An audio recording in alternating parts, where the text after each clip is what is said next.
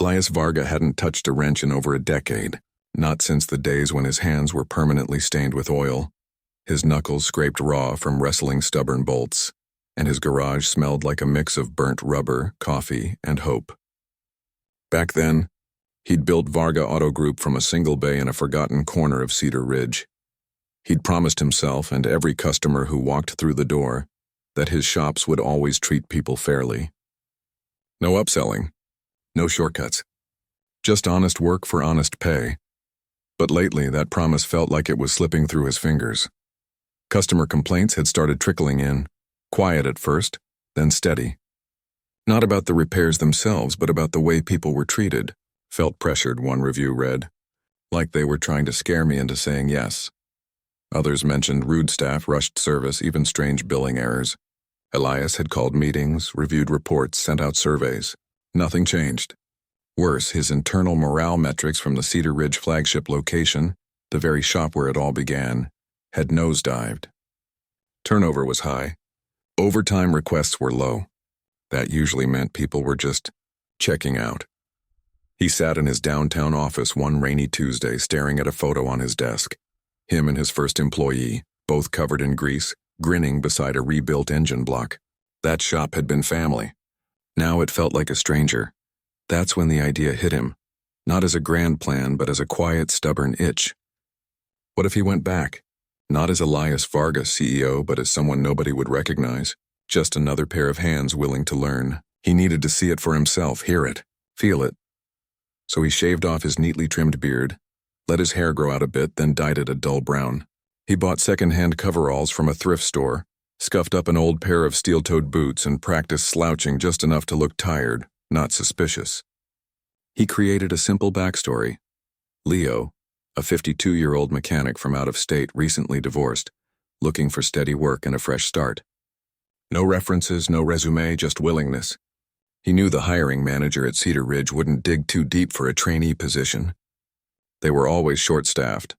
On his first morning, he parked 3 blocks away and walked in with his head down, toolbox clinking softly at his side. The air inside the shop hit him like a memory. Oil, metal, ozone from the welder, and the faint tang of stale coffee. It should have felt like home. Instead, it felt tense. Too quiet. The usual banter between bays was gone, replaced by clipped instructions and the hum of tools working faster than they needed to. A woman with sharp eyes and a name tag that read Rosa handed him a faded blue shirt with the Varga logo and pointed to Bay 3. Darnell's your lead. Don't be late. Don't ask too many questions. And for God's sake, don't touch the diagnostic computer unless he says so. Darnell Crow was waiting, arms crossed, leaning against a lifted pickup truck. He was broad-shouldered, mid-40s, with a permanent frown, and a voice that carried like a drill bit on metal. "You're Leo?" he asked, not bothering to hide his skepticism. "Yeah," Elias said, keeping his voice low and rough like he'd smoked a pack a day for 20 years. "All right, today you're cleaning filters, checking fluids, and watching. You speak only when spoken to. You screw up, you own it. You lie about it, you're gone before lunch. Understood?" Elias nodded. Understood. The day unfolded in a blur of simple tasks: draining oil, replacing air filters, wiping down dashboards. But beneath the routine, Elias noticed things. The way the other techs avoided eye contact with Darnell. How one young guy, barely out of high school with nervous eyes and grease smudged on his cheek, jumped every time Darnell walked past. How invoices were printed in batches, then quickly stuffed into folders without review. How customers were ushered out the door with a handshake that felt more like a dismissal than a thank you. At lunch, Elias sat alone on an overturned bucket near the back bay. He watched the team. Rosa ate quickly, silently, then went back to her station. 2 older mechanics shared a thermos but spoke in hushed tones. The young guy, Elias overheard someone call him Mateo, sat with his sandwich untouched, staring at his boots. Darnell strolled by, coffee in hand.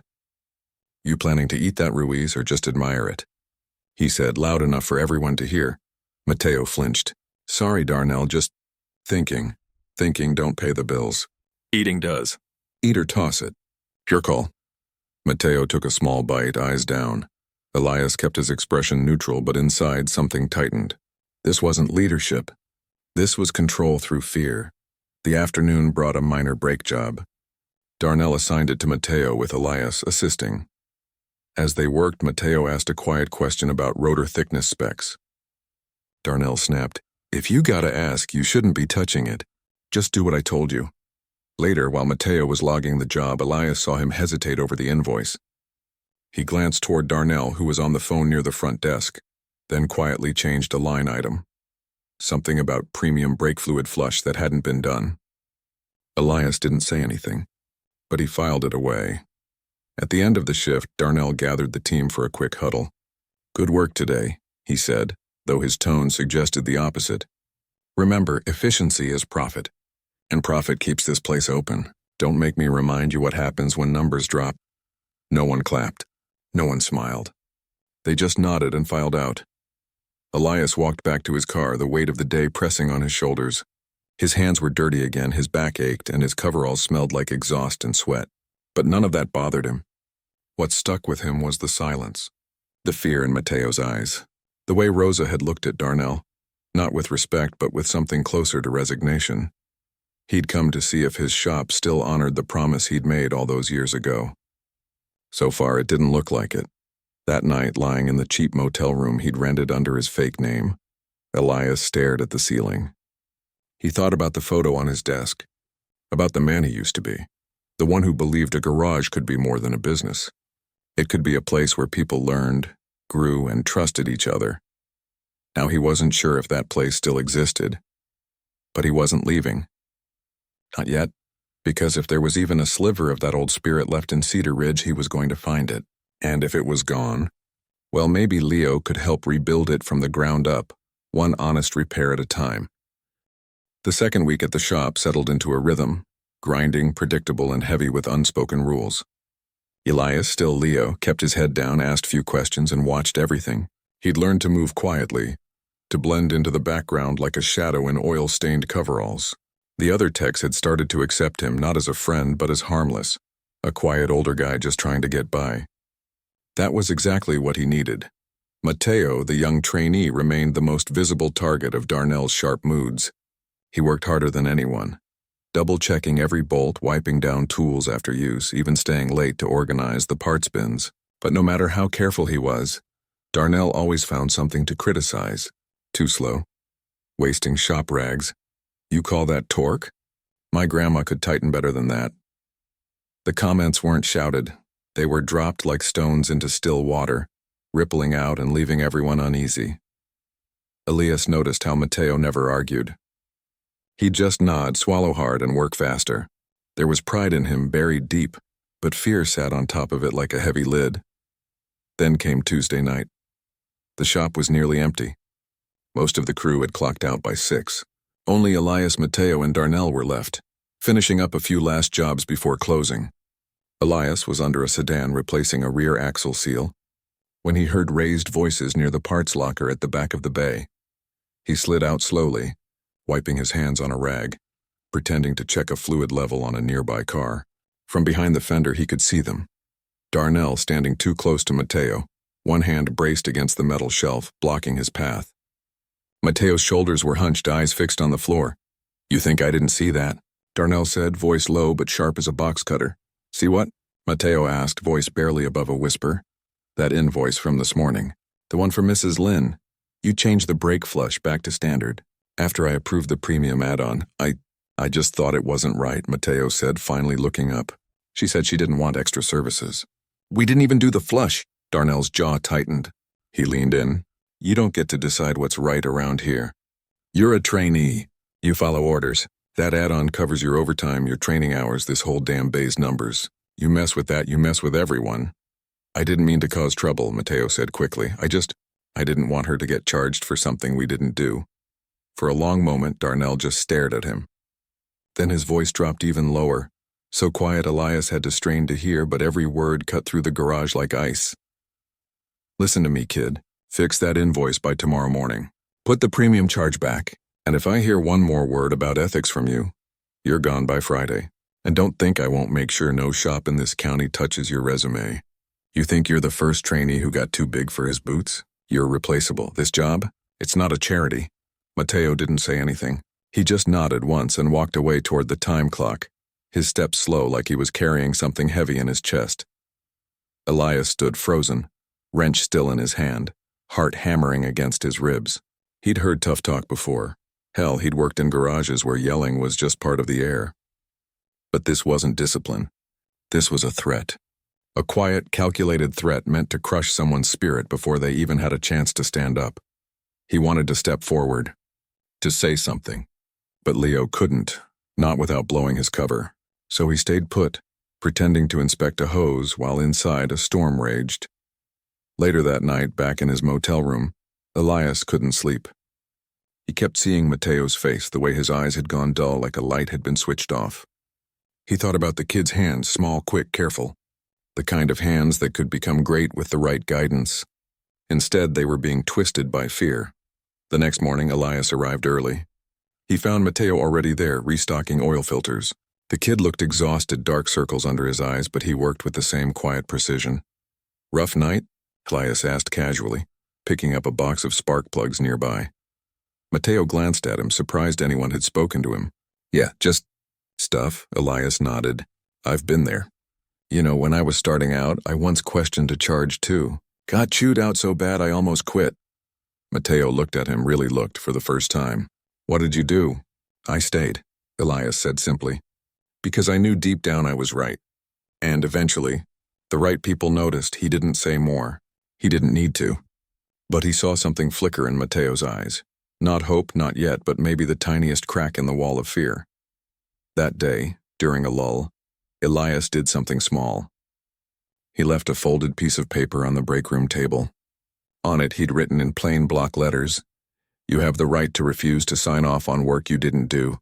OSHA protects you, so does the Fair Labor Standards Act." Below it, he'd scribbled the number for a local workers' rights hotline. No name, no trace back to him. He watched from across the bay as Mateo found it. The kid read it twice, then tucked it into his pocket like it was gold. Over the next few days, little things began to shift. Rosa, the sharp-eyed tech, started asking Mateo for help with diagnostics, giving him real responsibility, not just grunt work. Another mechanic, a quiet guy named Ben, began double-checking Mateo's paperwork, just to be sure, but really, it felt like he was watching his back. Darnell noticed.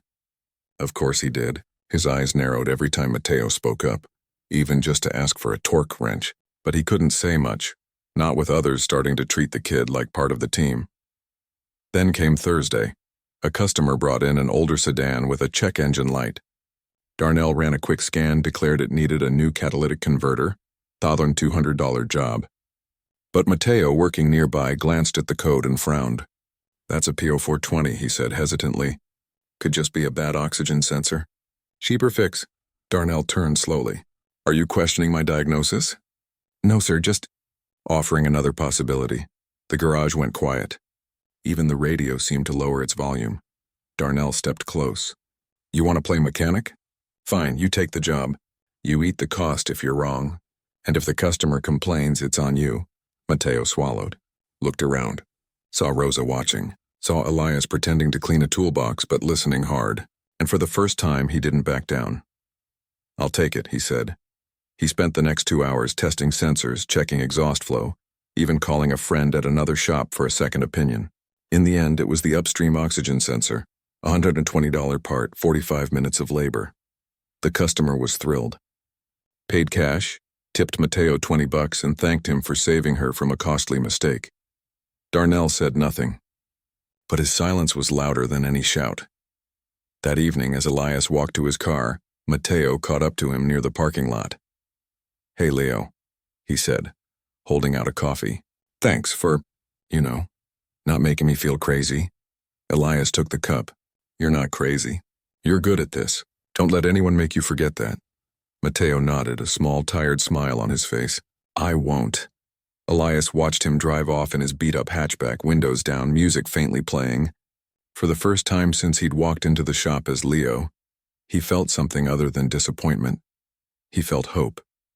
But he also knew Darnell wouldn't let this go.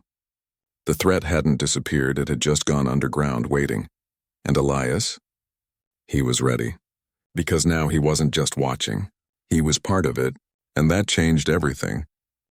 The shop didn't change overnight, but something had shifted, like a gear clicking into place after years of grinding in the wrong direction.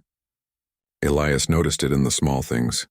The way Mateo now walked into Bay 3 with his shoulders a little straighter, how Rosa started leaving tools out for him before his shift even began, like she was setting the table for someone she respected. Even Ben, the quiet one who rarely spoke unless it was about engine timing, began asking Mateo his opinion on suspension setups. Darnell hadn't said much since the catalytic converter incident. He watched. He hovered. But he didn't yell, not yet. That worried Elias more than shouting ever could. Silence from someone like Darnell usually meant he was planning his next move. Elias kept playing his part. Leo, the quiet trainee with tired eyes and steady hands. But behind the scenes, he'd started leaving more notes, not just about rights or policies, but little reminders. Good work on the brake job today. Your torque specs are spot on. You're not alone. He slipped them into Mateo's locker, tucked them under coffee mugs, once even taped one to the inside of a toolbox lid. He never signed them. He didn't need to. Mateo knew. One rainy afternoon, while the shop was slow, Elias found himself cleaning out the old air compressor tank, a thankless job nobody wanted. Mateo wandered over holding 2 sodas. Figured you could use a break, he said, handing one over. Elias took it, wiped grease off his forehead with his sleeve. Thanks, you holding up okay? Mateo leaned against the workbench, staring at the floor. Yeah, better, I guess.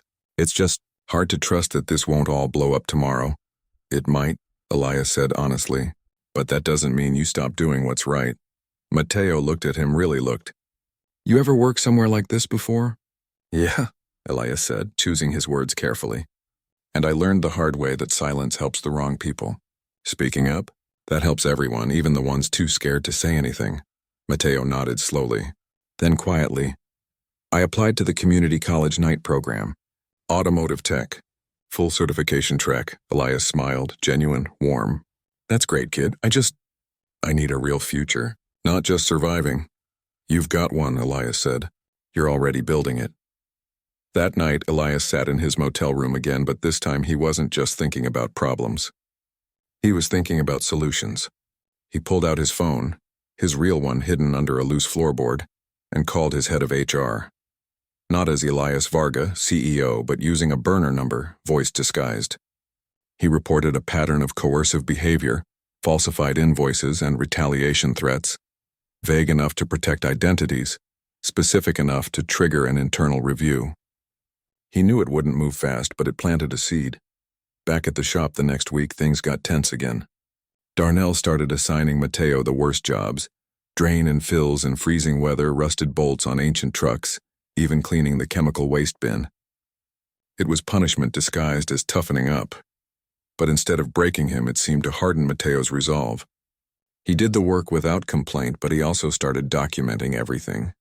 Photos of untouched service items billed to customers, notes on hours logged versus hours worked.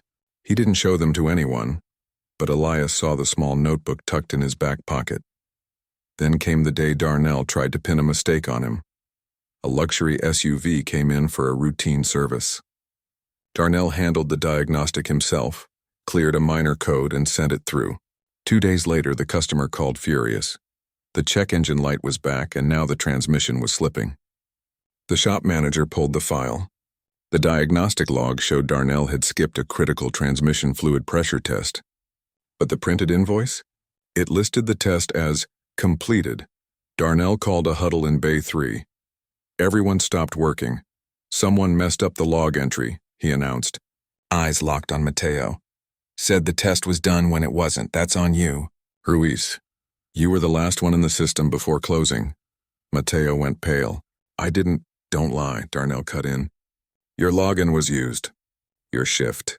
Your responsibility. Elias's blood ran cold. This wasn't just unfair, it was dangerous. If Mateo got blamed for this, it could follow him for years. A mistake like that on a trainee's record could blackball him from any reputable shop. But before Mateo could stammer out a defense, Rosa stepped forward. Hold on, she said, calm but firm. Mateo wasn't even near the diagnostic station that day. I was, and I saw you clear the code yourself, Darnell. You never ran the pressure test. Darnell's face darkened. You calling me a liar? I'm saying the truth matters, Rosa replied. And if you want to check the system logs, go ahead. They timestamp every action. A heavy silence fell over the bay. Even the overhead lights seemed to dim. Darnell looked around. Saw Ben nodding slowly. Saw another tech, a guy named Trey, cross his arms like he was ready to back Rosa up. And then there was Leo. Quiet, watching, but standing just a little closer to Mateo than before. For the first time, Darnell looked unsure. He muttered something about miscommunication and walked off. That evening, as the crew cleaned up, Rosa pulled Mateo aside. You keep that notebook, she said low. And if he tries anything else, you show it to me. Or Leo. Or both. Mateo nodded, eyes wide with gratitude. Later, Elias found Rosa near the tool crib. You didn't have to do that, he said. She gave him a tired smile.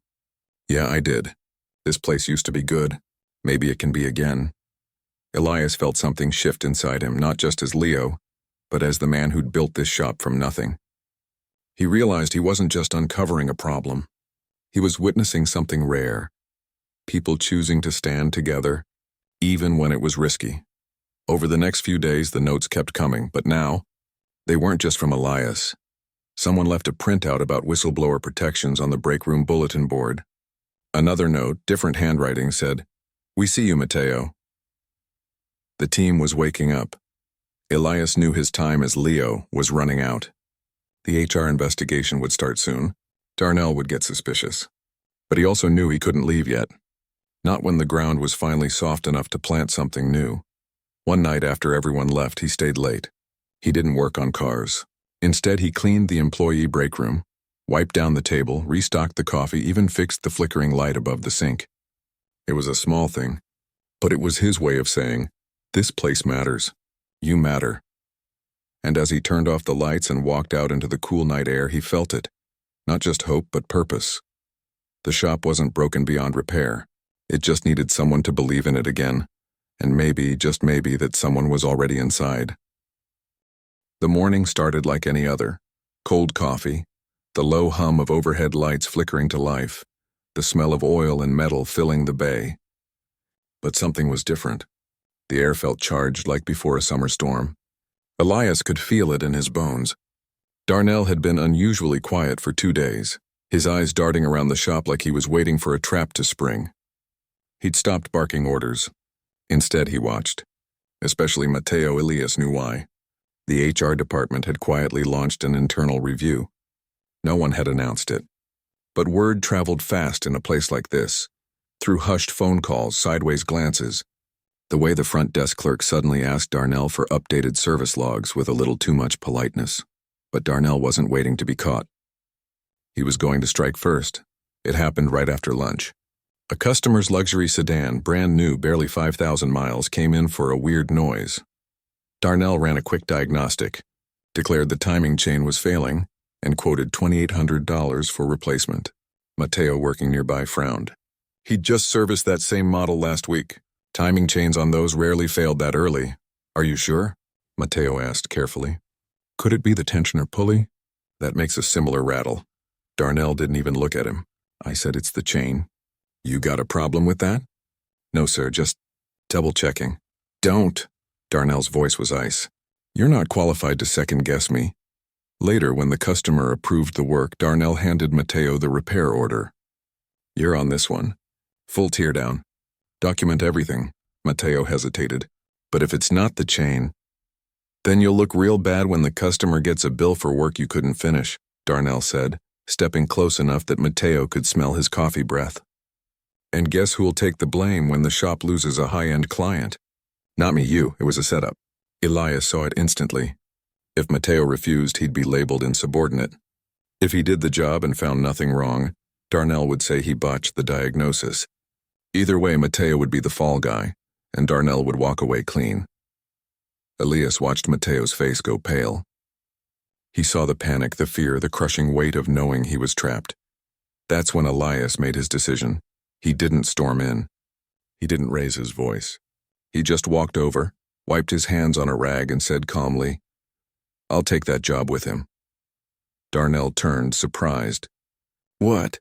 I've done timing chains on these before, Elias said, keeping his tone neutral like he was just offering help. Might be good for Mateo to see how it's done, right? Darnell narrowed his eyes but couldn't say no, not without looking petty in front of the others. Fine, he muttered. But if it's not the chain, the mistake is on both of you. Elias nodded. Fair enough. For the next 3 hours they worked side by side under the hood. Elias moved slowly, deliberately, showing Mateo each step, not just the mechanics but the judgment calls. Listen to the sound here, he'd say. Feel the play in that sprocket. Mateo watched, learned, and slowly his hands stopped shaking. And then they found it. Not the timing chain. Not even close. A loose heat shield on the exhaust manifold, rattling like a dying rattlesnake. 5-minute fix. $10 in parts. Mateo looked at Elias, eyes wide. What do we do? Elias didn't answer right away. He walked to the front desk, asked for the service manager, and requested an emergency all-hands meeting in Bay 3. The manager, confused but sensing something serious, agreed. Within 10 minutes, the entire crew stood in a loose circle around the sedan. Even Darnell showed up, arms crossed, jaw tight. Elias stepped into the center. He wasn't Leo anymore. Not really. He stood straighter, spoke clearer. The grease was still on his hands, the coveralls still stained. But something in his presence had changed. I came here a few weeks ago, he began, voice steady, because I heard this shop wasn't living up to what it promised. Fair work, fair pay, respect for the customer and for each other. He paused, looked at Mateo, at Rosa, at Ben, Trey, the others. I worked beside you, listened, watched, and what I saw broke my heart. Not because the work was bad, but because good people were being treated like they didn't matter. Darnell scoffed. Who the hell are you two? My name is Elias Varga, he said, cutting through the noise like a clean wrench turn. And this shop? It's mine. Silence, not just quiet, dead silence, like someone had unplugged the world. Rosa's eyes widened. Ben dropped his clipboard. Mateo just stared, mouth slightly open. Darnell went ghost white. Elias didn't gloat, didn't yell. He just kept talking, calm and clear. I came here as Leo because I needed to see the truth. And the truth is, fear has been running this place, not skill, not care, not honesty. That ends today. He turned to Darnell. You pressured staff to upsell services that weren't needed. You falsified logs. You threatened a trainee for doing the right thing. And today you tried to set him up to cover your own mistake. Darnell opened his mouth, but no words came out. You're suspended effective immediately, Elias said, pending a full investigation. If the findings confirm what I've seen and heard, you won't be coming back. Then he turned to Mateo. You did everything right. You questioned. You cared. You stood your ground even when you were scared. That's the kind of mechanic this shop needs. He looked around at the team. All of you, Rosa, Ben, Trey. You've kept this place running with integrity even when it wasn't easy. I see you, and I thank you. He took a deep breath. Starting Monday, we're launching a full ethics review. But it won't be done by corporate suits. It'll be led by you, the people who work here every day. You'll help write the new standards. You'll have a voice in who leads this shop next. He paused, letting it sink in. This isn't just my shop. It's yours too. For a long moment, no one moved. Then Rosa stepped forward and clapped once, twice. Ben joined in. Then Trey. Soon the whole bay was filled with steady, rising applause. Not wild cheering, but something deeper. Relief, respect, hope. Mateo wiped his eyes quickly, trying to hide it, but Elias saw. Later that day, as Darnell packed his things under the watchful eye of the manager, Elias stood near the bay door. Watching the sunset paint the garage floor gold, Mateo walked up beside him. You really came back? Just to fix this? Elias smiled. I came back because I forgot what this place was supposed to be. You reminded me. Mateo was quiet for a moment. Then he said, So, what happens to Leo now? Elias chuckled. Leo's got one more job to finish. Then he's going home. But as he looked around at the team laughing over coffee, at the clean workbenches, at the shop that finally felt like it was breathing again, he knew he wasn't really leaving, he was just coming back to himself. 3 months later, the Cedar Ridge shop didn't just feel different, it sounded different. The constant tension that used to hum under every conversation was gone. In its place was the steady rhythm of real work, the clink of well-organized tools, The low murmur of text comparing notes, the occasional laugh that didn't cut off the second someone walked by. Even the air smelled cleaner, not just from better ventilation but from the absence of fear. Mateo wasn't just a trainee anymore. He'd passed his ASE certification exam on the first try, and now wore a name tag that read technician in bold letters. More than that, he'd started something no one expected, a weekly mentorship hour for new hires. Every Thursday after lunch, he'd pull a folding table into Bay 2, set out coffee and shop manuals, and walk newcomers through everything from reading diagnostic codes to handling difficult customers with honesty. It wasn't fancy, but it was real, and people showed up. Rosa, who'd worked at the shop longer than anyone except Elias himself, now chaired the Employee Advisory Council, a group born from that ethics review Elias promised. They met every other Tuesday, not in a boardroom, but right there in the break room, with whiteboards and sticky notes and real talk about scheduling, safety, and how to keep the shop's standards high without burning people out. The first thing they changed: the commission structure.